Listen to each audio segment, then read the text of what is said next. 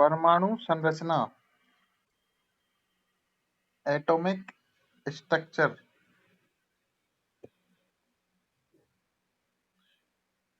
तो सबसे पहले हम इसमें देख रहे हैं परमाणु की डेफिनेशन। एटम क्या होता है? तो पदार्थ का वह छोटे से छोटा कण है जो कि स्वतंत्र अवस्था में नहीं रह सकता है, उसे हम परमाणु कहते हैं। पदार्थ का छोटे से छोटा कण जो अकेला मतलब स्वतंत्र अवस्था में नहीं रह सकता है, उसे हम परमाणु कहते हैं। डाल्टन वैज्ञानिक थे, उन्होंने बताया था। तो डाल्टन के अनुसार किसी तत्व का वह छोटे से छोटा कण जो कि रासायनिक अभिक्रिया में भाग लेता है तथा अविभाज्य तथा अविनाशी होता है। इसका मतलब यह है कि ये इसको विभाजित नहीं किया जा सकता, और अविनाशी मतलब कि इसको नष्ट नहीं किया जा सकता, उसको परमाणु कहते हैं। ऐसा किसने बताया था? डाल्टन ने। ठीक है। हाँ। और दूसरा है मॉलिक्यूल, अणु क्या होता है? तो इसमें लिखा है कि पदार्थ का वह छोटे से छोटा कण जो स्वतंत्र अवस्था में रह जाता है या रह सकता है, उसे हम अणु या मॉलिक्यूल कहते हैं। ठीक है। कहने का मतलब यह है कि परमाणु से मिलकर अणु बनता है। ठीक है। और जब दो परमाणु आपस में मिल जाते हैं तो वो अणु बना लेते हैं, और अणु जो है स्वतंत्र अवस्था में रह सकता है, परमाणु अकेला नहीं रह सकता। ठीक है।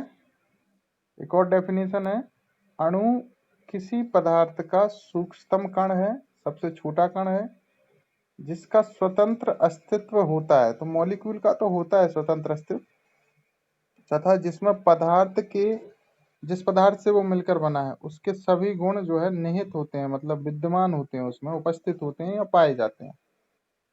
अब अणु या मॉलिक्यूल है, ये दो प्रकार का होता है। कितने प्रकार का होता है? 2 टाइप्स ऑफ मॉलिक्यूल। पहला है, एक है समपरमाणविक अणु और एक है विषम परमाणविक अणु। अब इसमें आप देखें तो इसके नाम से ही स्पष्ट हो रहा है, समपरमाणविक अणु का मतलब है समान परमाणु होंगे, और विषम परमाणविक मतलब कि अलग अलग परमाणुओं से मिलकर बना होगा। तो ऐसा परमाणु जो एक जैसे परमाणुओं ऐसा अणु जो एक जैसे परमाणुओं से मिलकर बना होता है उसको बोलते हैं समपरमाणविक अणु। और ऐसा अणु जो कि अलग अलग परमाणुओं से मिलकर बना होता है उसको हम बोलते हैं विषम परमाणविक अणु। जैसे कि अभी उदाहरण से समझ में आ जाएगा, एग्जांपल से। जैसे समपरमाणविक में लिखा है, इनके अणु एक ही प्रकार के परमाणुओं से बने होते हैं। For example H2। अब H2 में दोनों के दोनों परमाणु हाइड्रोजन के हैं। ठीक है। N2 में दोनों के दोनों नाइट्रोजन के हैं। O2 में दोनों के दोनों ऑक्सीजन के परमाणु। फास्फोरस में ये P4 में फास्फोरस के हैं 4 परमाणु। सल्फर में 8 परमाणु हैं। तो समझ पा रहा हूँ, ये एक जैसे ही हैं सब, तो इसलिए इनको क्या बोलेंगे हम?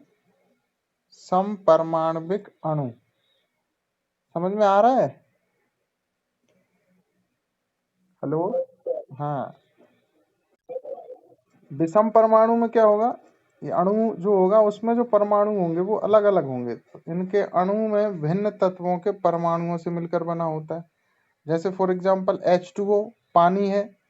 अब इसमें देखो 2 हाइड्रोजन है, 1 ऑक्सीजन है, तो अलग अलग हो गए। तो इसलिए, और ऐसे ही CO2 है, CH4, HCl। तो इनमें क्या है, डिफरेंट डिफरेंट परमाणु हैं, इनसे मिलकर बना है, इसलिए इसको बोलेंगे विषम परमाणविक अणु। तो ऐसे कोई से भी अणु है, कोई से भी अणु हो सकते हैं, उनमें अगर डिफरेंट डिफरेंट टाइप के परमाणु होंगे तो उसको हम विषम परमाणविक बोलेंगे। और अगर सेम सेम होंगे तो उसको समपरमाणविक अणु बोलेंगे। समझ गए हो? क्लियर है? Very good. अब जैसे मैं एक और लिख रहा हूँ यहाँ पे, ये बताया जरा ये कैसा है। NH3 लिखा मैंने, तो ये समपरमाणविक है कि विषम परमाणविक? बताओ जरा। Very good. हाँ, गुड। और अगर मैंने ये लिखा, यहाँ पे मैं लिख रहा हूँ एक मिनट, O3 लिखा मैंने, तो ये कैसा है? हैं? वेरी गुड, समपरमाणविक। मतलब समझ में आ गया?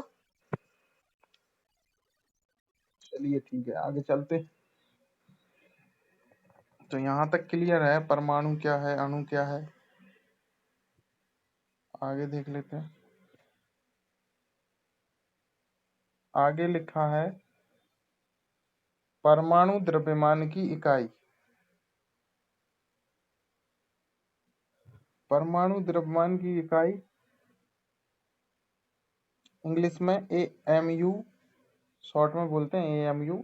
इसको फुल फॉर्म होता है atomic mass unit. Atomic mass unit, ठीक है, टी है ये। तो एक AMU जो होता है एटॉमिक मास यूनिट, उसका मतलब होता है अगर कार्बन के 12 परमाणु के 1/12वें भाग का द्रव्यमान जितना होगा वो एक AMU के बराबर होता है। ठीक है,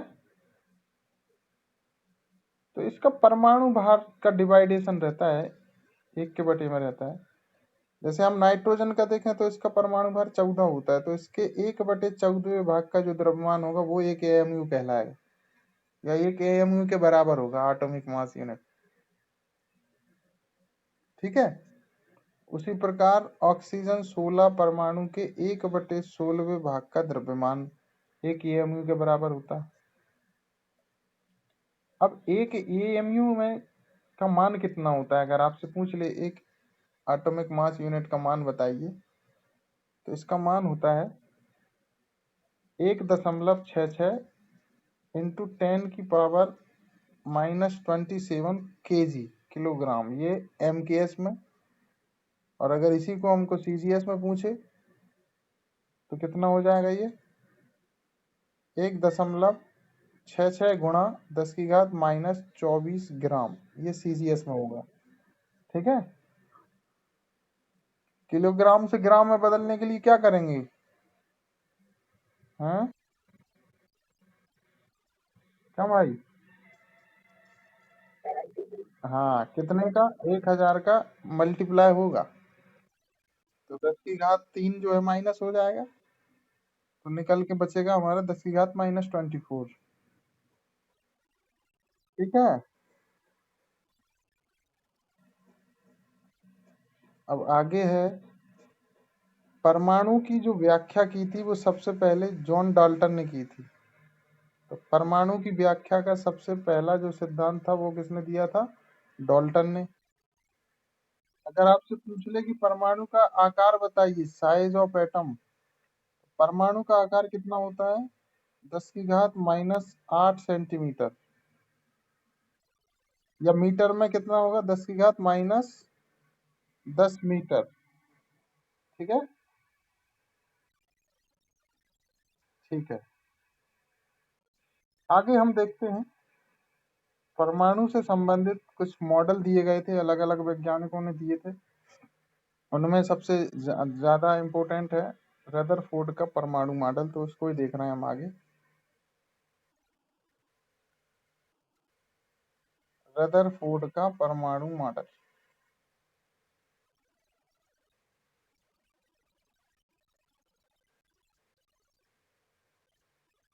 तो इन्होंने क्या करा था, रदरफोर्ड ने अल्फा कण को, अल्फा कण प्रकीर्णन प्रयोग किया था। वह प्रयोग द्वारा बताया कि परमाणु का अधिकांश भाग कैसा होता है? खाली होता है, जिसमें इलेक्ट्रॉन गति करते हैं। दूसरा क्या बताया? दूसरा बताया कि परमाणु के मध्य में एक धनावेशित ठोस भाग होता है जो नाभिक कहलाता है। ठीक है। और जिसका आकार 10⁻⁻15 या 10⁻13 होता है। ठीक है। आगे और बताया कि परमाणु का जो संपूर्ण द्रव्यमान होता है वो उसके नाभिक में ही स्थित होता है या मौजूद होता है। चौथा बताया कि नाभिक के चारों ओर ऋणावेशित इलेक्ट्रॉन पाए जाते हैं जो नाभिक के धनावेश को बैलेंस करते हैं या संतुलित करते हैं। इसको एक डायग्राम से मैं बता देता हूँ। कुछ ऐसा होता है, ये नाभिक होता है परमाणु के अंदर, ये उसकी कक्षाएं होती हैं। यहाँ पर अंदर नाभिक में N+P न्यूट्रॉन प्लस प्रोटॉन पाए जाते हैं नाभिक के अंदर, इसी को हम न्यूक्लियस बोलते हैं। और यहाँ पर जो कक्षाओं में इलेक्ट्रॉन घूमते हैं, इलेक्ट्रॉन पाए जाते हैं। ठीक है। इलेक्ट्रॉन पर नेगेटिव चार्ज होता है और प्रोटॉन पर पॉजिटिव चार्ज होता है, और न्यूट्रॉन पर न्यूट्रल होता है। न्यूट्रॉन कोई चार्ज नहीं होता है, ध्यान रखना। जितने इलेक्ट्रॉन होते हैं किसी परमाणु में उतने ही प्रोटॉन पाए जाते हैं। ठीक है। ये लिखा ना फोर्थ पॉइंट, नाभिक के चारों ओर जितने इलेक्ट्रॉन होते हैं वो नाभिक के धनावेश को संतुलित करते हैं, मतलब बैलेंस होते हैं, जितने माइनस उतने प्लस होते हैं। ठीक है। यहाँ तक क्लियर है? अगला टॉपिक है परमाणु के मूलभूत कण, मतलब कि परमाणु के जो आधारभूत कण है, मतलब जिनसे मिलकर परमाणु बना होता है, वो कौन कौन से हैं। तो मुख्य रूप से ये तीनों ही हैं, इनके अलावा भी होते हैं, लेकिन ये तीनों मुख्य हैं, इलेक्ट्रॉन, प्रोटॉन और न्यूट्रॉन। कौन कौन से? इलेक्ट्रॉन, प्रोटॉन और न्यूट्रॉन। तो इनके बारे में हम पढ़ लेते हैं, आगे यही पढ़ रहे हैं हम। तो अगला टॉपिक है परमाणु के मूलभूत कण। तो इसमें भी सबसे पहले हम इलेक्ट्रॉन को देख रहे हैं। इलेक्ट्रॉन, अगर आपसे पूछ ले इलेक्ट्रॉन नाम किसने दिया था, तो सबसे पहले स्टोनी एक वैज्ञानिक थे, इन्होंने इलेक्ट्रॉन का नाम दिया था। लेकिन अगर पूछ ले कि खोजा कौन ने था इलेक्ट्रॉन को, तो किसने खोजा था? क्रुक्स व जे थॉमसन ने। किसने खोजा था? क्रुक्स व जे थॉमसन ने। और किस किसके माध्यम से? तो कैथोड किरण के अध्ययन के आधार पर खोजा था। कैथोड किरण प्रयोग के आधार पर इसको खोजा गया था। कुछ फैक्ट हैं इलेक्ट्रॉन से संबंधित, ये भी आपको याद रखना है। पहला ये है कि ये परमाणु के सबसे हल्के मौलिक कण है। ध्यान रखना, इन तीनों में भी सबसे हल्का कौन होता है? इलेक्ट्रॉन होता है। इसे हम ई से प्रदर्शित करते हैं। ठीक है। और दूसरा है कि इलेक्ट्रॉन एक ऋणावेशित कण है जो कि नाभिक के चारों ओर चक्कर लगाते हैं, अभी हमने देखा। और अगर आपसे पूछ ले इलेक्ट्रॉन का मास कितना होता है, द्रव्यमान कितना होता है, तो 9.1 गुणा 10⁻−31 किलोग्राम, ये MKS में है। और CGS में कितना हो जाएगा? 9.1 गुणा 10⁻28 ग्राम। और अगर AMU में पूछ ले, तो AMU में आता है 0.005 AMU। ठीक है। 0.0005 AMU, एटॉमिक मास यूनिट। ठीक है। अगला है इलेक्ट्रॉन पर अगर चार्ज पूछ ले, तो इलेक्ट्रॉन पर चार्ज होता है 1.6 गुणा 10⁻−19 कूलम का ऋणावेश, नेगेटिव चार्ज होता है 1.6 गुणा 10⁻−19 कूलम्ब का। ठीक है। और अगर पूछ ले विशिष्ट आवेश पूछ ले कि इलेक्ट्रॉन पर विशिष्ट आवेश कितना होता है, तो विशिष्ट आवेश निकालने का फॉर्मूला होता है, आप उससे भी निकाल सकते हैं और आप डायरेक्ट भी याद रख सकते हैं। तो फॉर्मूला होता है विशिष्ट आवेश का E अपॉन एम। ई मतलब आवेश और एम मतलब द्रव्यमान। तो आपको आवेश भी पता है, ये आपका आवेश है, और आपको द्रव्यमान भी पता है, तो इन दोनों को आप रख के मान सॉल्व करके निकाल सकते हैं। ठीक है, तो जब आप सॉल्व करते हैं तो फाइनल क्या निकल के आता है, विशिष्ट आवेश कितना निकल के आएगा, 1.75 इंटू 10⁸ कूलम्ब अपॉन ग्राम। ये तो सीजीएस में आएगा, और अगर आप इसको एमकेएस में चेंज करेंगे तो कितना हो जाएगा, 1.75 गुणा 10⁻11 कूलम्ब प्रति किलोग्राम। ठीक है,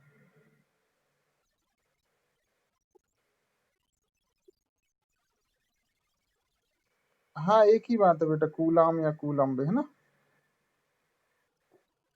ठीक है, कूलाम या कूलम एक ही बात है। ठीक है, अगला है हमारा ये मूलभूत कण, अगला है परमाणु का प्रोटॉन। कौन सा है, प्रोटॉन। अब इससे संबंधित देख लेते हैं हम।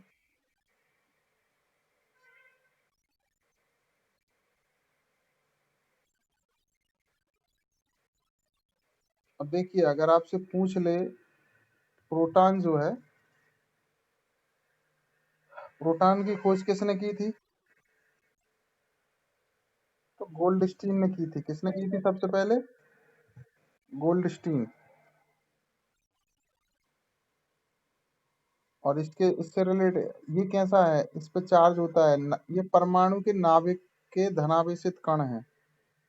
तो अभी तो बताया था मैंने, नाभिक के अंदर होता है और पॉजिटिव चार्ज होता है।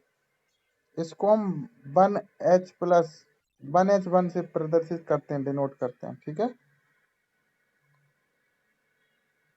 और इसका जो द्रव्यमान है प्रोटॉन का, वो कितना होता है, प्रोटॉन का द्रव्यमान बताएं, 1.673 गुणा 10⁻⁻27 किलोग्राम। ये एमकेएस में है। सीजीएस में कितना हो जाएगा, 1.673 गुणा 10⁻24 ग्राम। और एएमयू में अगर पूछ ले आपसे, तो 1.00073 एएमयू होता है। ठीक है, क्लियर। इसका मतलब इलेक्ट्रॉन से ज्यादा होता है, एएमयू में भी देख सकते हो आप। प्रोटॉन भारी होता है मतलब इलेक्ट्रॉन से, क्योंकि उसका द्रव्यमान ज्यादा है इसलिए। ठीक, समझ पा रहे हैं आप।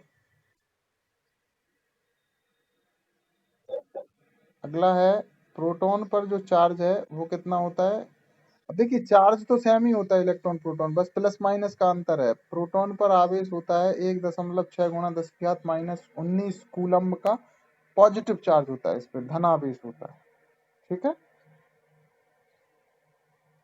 क्लियर है। और इसका विशिष्ट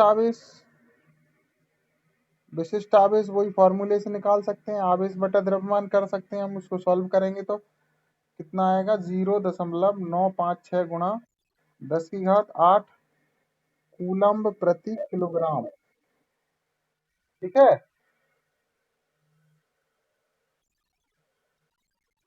अब अगला हमारा मूलभूत कण है न्यूट्रॉन। क्या है, न्यूट्रॉन, तीसरा मूलभूत कण। ये भी नाभिक के अंदर ही मिलेगा, परमाणु के नाभिक के अंदर ही होता है। चलिए न्यूट्रॉन। अब न्यूट्रॉन की खोज किसने की थी, वैज्ञानिक का नाम है जेम्स चैडविक। किसने की थी, जेम्स चैडविक ने। ये परमाणु के नाभिक के अंदर मिलेगा। परमाणु के नाभिक में पाए जाने वाले उदासीन कण है। उदासीन मतलब न्यूट्रल, मतलब इसमें ना प्लस चार्ज होता है ना माइनस। और इसे हम किससे डिनोट करेंगे, 0n1 या ON1 से डिनोट करते हैं, ठीक है।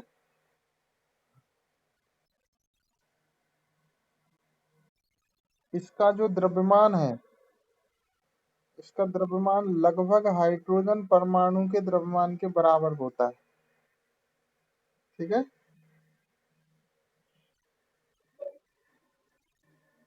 आगे जो न्यूट्रॉन का द्रव्यमान है, न्यूट्रॉन का द्रव्यमान 1.6742 गुणा 10⁻⁻27 किलोग्राम होता है, ठीक है। और एएमयू में कितना होता है? 1.0087 एएमयू, ठीक है।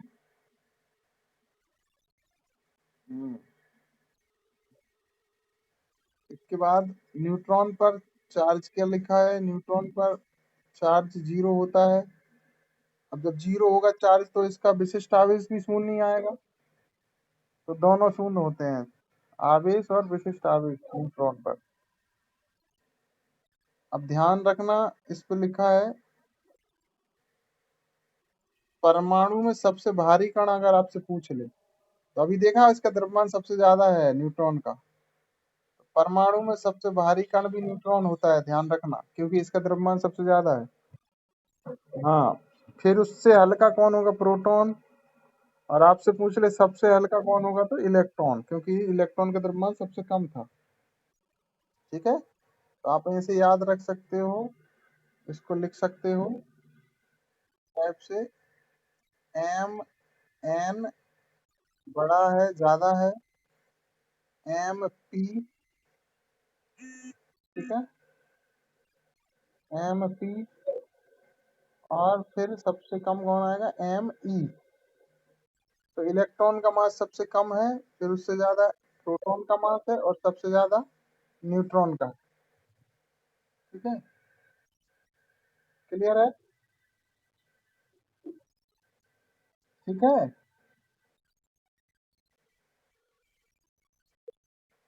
आगे और पढ़ेंगे, यहीं पर रहने दें? हेलो, आगे और करें क्लास को कि यहीं पर, यहीं तक रहने दें?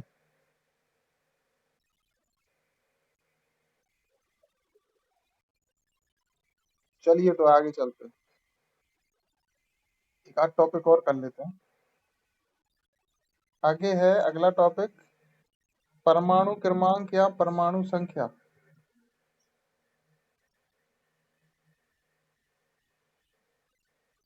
परमाणु क्रमांक या परमाणु संख्या। तो परमाणु क्रमांक क्या होता है? किसी तत्व की परमाणु संख्या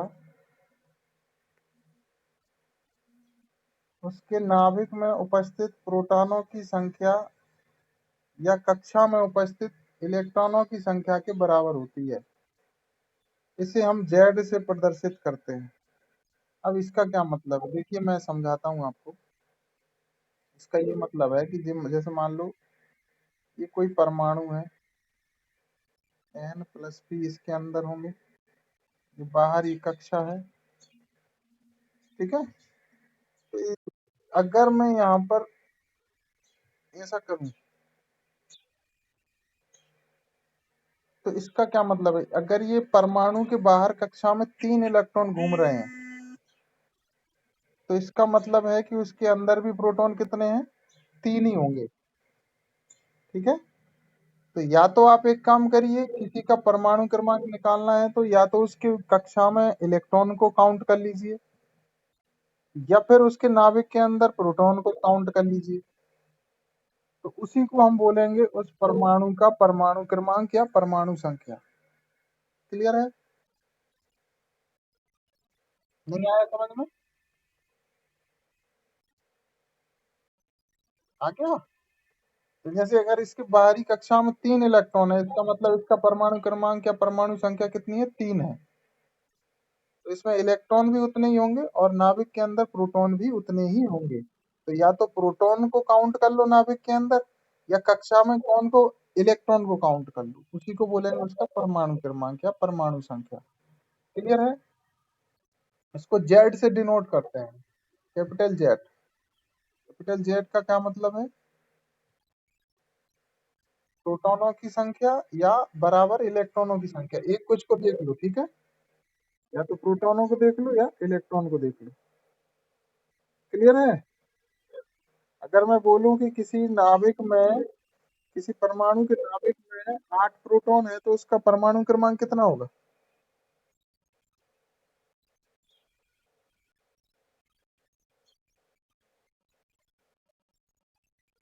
ठीक है, अब रहने दो। अगला है, अरे मैं ये पूछ रहा हूँ, वो तो अभी आगे आ जाएगा, हम न्यूमेरिकल कर लेंगे। अगला है परमाणु क्रमांक, सॉरी, अगला है परमाणु भार, या इसी को बोलते हैं परमाणु द्रव्यमान। इसके दो नाम है, परमाणु भार या परमाणु द्रव्यमान। और उधर ध्यान रखना, परमाणु क्रमांक को ही हम परमाणु संख्या बोलते हैं। तो यहाँ पर परमाणु भार और परमाणु द्रव्यमान क्या होता है? तो किसी तत्व के, अब ध्यान रखना यहाँ पर, किसी तत्व के नाभिक में उपस्थित प्रोटॉनों व न्यूट्रॉनों की संख्या का योगफल, योगफल को हम क्या बोलते हैं? क्या बोलते हैं? द्रव्यमान संख्या। इसका एक और नाम है द्रव्यमान संख्या, या परमाणु द्रव्यमान कहते हैं, या परमाणु भार कहते हैं। तीन नाम हो गए इसका, द्रव्यमान संख्या, परमाणु भार और परमाणु द्रव्यमान। और इसे हम किससे डिनोट करते हैं? ए से प्रदर्शित करते हैं। ठीक है? तो इसका सूत्र हो गया, ए का प्रोटॉनों की संख्या p प्लस न्यूट्रॉनों की संख्या n। देखिए यहाँ पर इस जेड का, अगर मैं परमाणु क्रमांक का फॉर्मूले की बात करूं तो जेड बराबर क्या हो गया? प्रो पी ऑब्लिक ई, प्लस नहीं, ई आएगा ऑब्लिक, पी ऑब्लिक ई। या तो प्रोटॉनों की संख्या काउंट करो या इलेक्ट्रॉन की काउंट करो। और इसका जो फॉर्मूला बनेगा ए का, वो क्या बनेगा? ए बराबर पी प्लस एन, मतलब प्रोटॉनों की संख्या और न्यूट्रॉनों की संख्या का योगफल परमाणु भार कहलाएगा। क्लियर? समझ पा रहे हैं आप? चलिए ठीक है, तो एक न्यूमेरिकल कर लेते हैं, सॉरी, उससे क्लियर हो जाएगा। इसमें दिया है क्वेश्चन में 3Li की घात 7, मतलब कि 3 लिथियम दिया है, क्रमांक दिया है, नीचे क्रमांक होता है, ध्यान रखना, ऊपर भार होता है, परमाणु भार। तो 3Li7 में न्यूट्रॉनों की संख्या बताएं कितनी है? तो देखिए हमारे पास फॉर्मूला होता है, ए का फॉर्मूला क्या होता है? ए बराबर होता है पी प्लस एन।